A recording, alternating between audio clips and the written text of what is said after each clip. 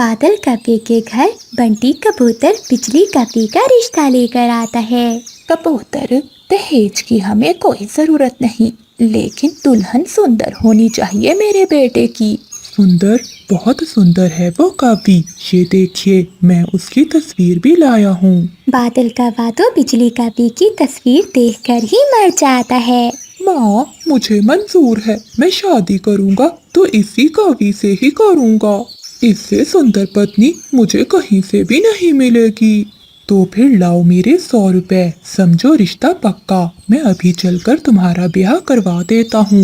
ये लो कबूतर, मेरी शादी करवाने की फीस। और मैं अभी दूल्हा बनकर आता हूँ। फिर कबूतर शादी करवाने की फीस लेकर चला जाता है। बेटे बादल, पहले खोज तो कर लेते उस काफी की। माँ जी, वो बिजली कवि कितनी सुंदर है, मुझे और क्या चाहिए। बस आप मुझे मेरे पिता की शादी वाली पगड़ी दे दें और मैं जल्दी से ब्याह कर ले आऊं अपनी सुंदर पत्नी को। फिर बादल कौवा दूल्हा बनकर जल्दी से कबूतर के पास जाता है। फिर कबूतर कपे को ले जाता है और उसकी शादी बिजली कपे से करवा देता है। चले पत्नी जी। हाँ हाँ कफे, ले जाओ ले जाओ, अब ये तुम्हारी ही पत्नी है। शर्मा रही है, घर जाकर जितनी बातें करनी हुई कर लेना।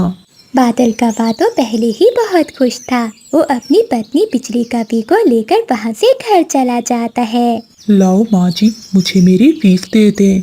ये लो बेटा, ये पूरे 50 रुपए हैं। माँ जी, ये तो बहुत थोड़े हैं। आपकी तोतली बेटी की शादी करवाई है मैंने, मुझे और पैसे दो। अच्छा अच्छा, ये लो, ये 100 रुपए रखो, अब जाओ यहाँ से। फिर कबूतर दुल्हन वालों से भी अपनी फीस लेकर वहाँ से चला जाता है। बहू, तुम तो सच में बहुत सुंदर हो। नाम क्या है मेरी बहू का? बादल बेटा, तूने शादी में इतनी जल्दी की कि मुझे अपनी बहू का नाम नहीं पूछने दिया। परंतु बहू जी तो खामोश थी। माँ जी, पत्नी जी का नाम तो बिजली है, लेकिन पत्नी जी बोल नहीं रही। अरे बहू, क्या तुम गूंगी तो नहीं हो जो बोल नहीं रही? माती तूंदी तो नहीं, मैं तोतली हूँ। वो बस थोड़ा थोड़ा बोलते थमे जुबान अटक जाती है। ऐसा सुनकर बादल कपे की तो सारी खुशियाँ खत्म हो जाती हैं। क्या क्या तुम तोतली हो? माँ माँ, ये क्या हो गया? मुझे तो तोतले पक्षी जरा भी अच्छे नहीं लगते। सब पक्षी जंगल में अब मेरा मजाक बनाएंगे।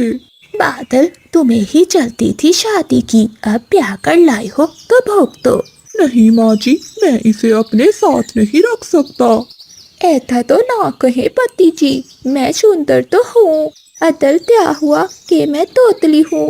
बादल बेटे, हमारी बहू तोतली है, इस बात का पता अब थोड़ी ना जंगल वालों को पता चलेगा। बस बहू, तुम किसी के सामने बोलना ना तुम बोलोगी और ना ही किसी को मालूम होगा कि हमारी बहू तोतली है। मैं कोई पागल हूँ तो दीदी के सामने बोलूंगी। देता पति दी, माँ दी कितनी बुद्धिमान है। फिर ऐसे ही कुछ दिन गुजर जाते हैं। एक दिन बादल कपे के घर में उसका दोस्त चीकू तोता और उसकी पत्नी चिंकी तोती आते हैं। बादल की पत्नी बिजली उन्हें खाना देती है और चुप करके बैठ जाती है। भाभी जी, ये लहंगा मैं आपके लिए लाई हूँ, देखिए कैसा लगा आपको ये लहंगा। परंतु बिजली कपे तो खामोश बैठी हुई थी, क्योंकि उसे उसके पति ने बोलने से मना किया था। बादल भैया, आपकी पत्नी तो मेरा जवाब ही नहीं दे रही। चिंकी, तुम भी क्या बातें लेकर बैठ गई? बादल यार, वो मैंने तुम्हें बताना था कि हमारे बाग में अमरूद पक चुके हैं। किसी दिन भाभी को साथ लेकर आना। मुझे पता है कि तुम्हें अमरूद बहुत पसंद है। अमरूद अमरूद, मुझे भी अमरूद बहुत पसंद है। मैं भी खाऊंगी अमरूद, मैं भी खाऊंगी अमरूद। अरे ये क्या बादल, तुम्हारी पत्नी तो तोतली है, शायद इसीलिए चुप करके बैठी हुई थी। यार बादल, क्या तुम्हें पूरे जंगल में यही काफी मिली थी? परंतु बादल कपा तो चुप करके बैठा रहता है। फिर तोता और तोती वहाँ से चले जाते हैं। मैंने कहा था ना कि चुप रहना, क्यों बोली तुम? अतिथि, अमरूद का सुनकर मुंह में पानी आ गया था, बस इसीलिए थोड़ा सा बोल पड़ी। ऐसे ही कुछ दिन गुजर जाते हैं। एक दिन मानो चिड़िया आती है। इस बार भी बादल काका बिजली को चुप रहने का ही कहता है। बादल भैया, जब से आपकी शादी हुई है आपको बाहर आते जाते नहीं देखा। कभी अपनी पत्नी को लेकर मेरे घर भी आ जाया करो। चिड़िया बहन, हम आज या कल तुम्हारे पास आने ही वाले थे।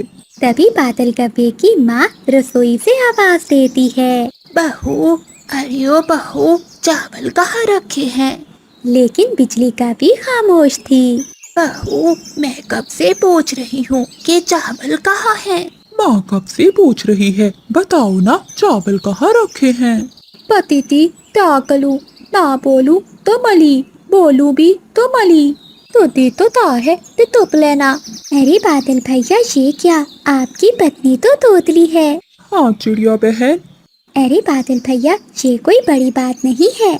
आप मेरे साथ चलो, मेरे पास एक फूलों का रस है। उस फूलों के रस को पीने से तोतलापन खत्म हो जाता है। मानो बहन, ये तो बहुत अच्छा होगा अगर बिजली का तोतलापन खत्म हो जाए तो।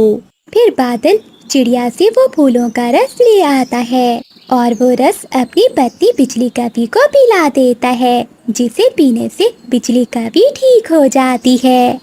पति जी, मेरे तोतलेपन ने मुझे एक फायदा भी दिया है। मुझे कोई भी जितना कहे मुझे गुस्सा नहीं आता था, क्योंकि मैं खुद को अधूरी महसूस करती थी। बिजली, मैं बहुत खुश हूँ कि तुम मेरी पत्नी हो। फिर वो पति पत्नी खुशी खुशी साथ रहते हैं। जंगल में आसमान पर गहरे बादल छाए हुए थे। ऐसी गर्मी के मौसम में बादल तो सभी पक्षियों के लिए खुशियाँ ही खुशियाँ लेकर आए थे। सभी पक्षियों की नजरें ऊपर आसमान पर थी। वो सब बारिश का इंतजार कर रहे थे। फिर बादल जोर से गरजता है और तेज बारिश शुरू हो जाती है। मीना के पापा मीना को लेकर अंदर आ जाएं, बारिश बहुत तेज है। नहीं मम्मा, मैं तो कितने दिनों से बारिश का इंतजार कर रही थी। मुझे तो बारिश में नहाना है।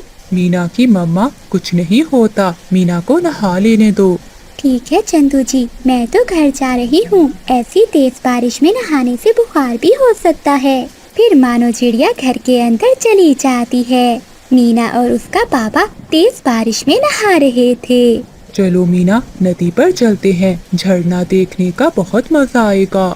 पहाड़ों से बारिश का पानी गिर रहा होगा। ऐसे मीना और उसका पापा नदी की ओर चले जाते हैं। झरने पर बंटी कबूतर और उसका बेटा कीकी भी आए हुए थे।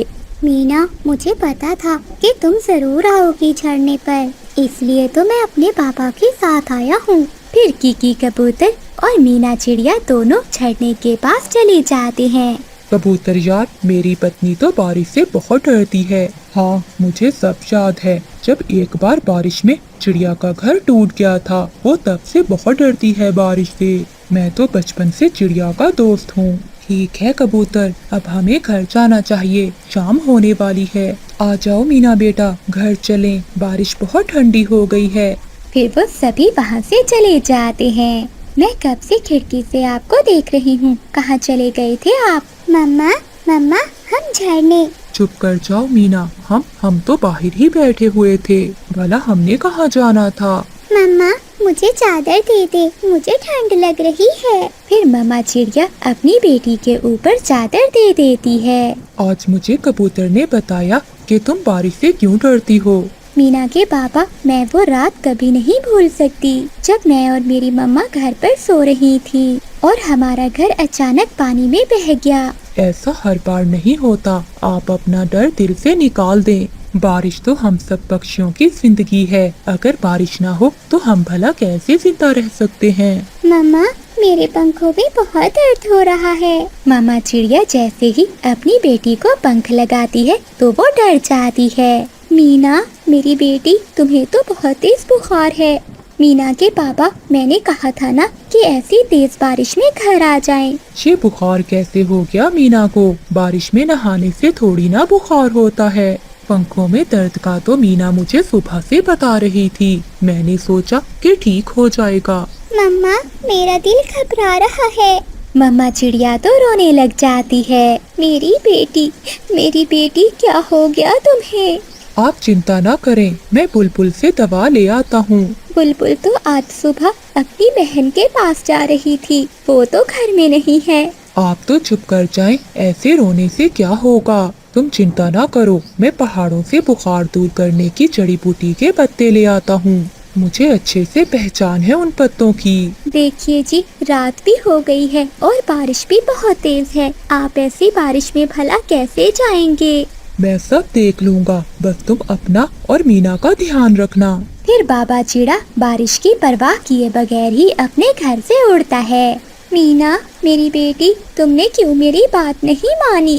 मीना से तो कुछ बोला भी नहीं जा रहा था। कुछ नहीं होगा मेरी बेटी को, आपके पापा गए हैं दवा लेने। रात गहरी थी और ऊपर से तेज बारिश। ऐसी बारिश में उड़ना बहुत मुश्किल था, लेकिन बाबा चिड़ा करता भी तो क्या, उसे तो अपनी बेटी को बचाने के लिए कुछ भी करना था। फिर बाबा चिड़ा पहाड़ों के पास पहुंच जाता है।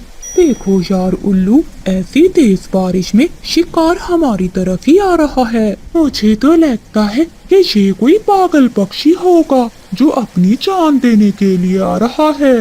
पहले इसे थोड़ा आगे आने दो, फिर पीछे से हमला करते हैं, फिर इसका सुबह शोरबा बनाएंगे, चिड़ा शोरबा।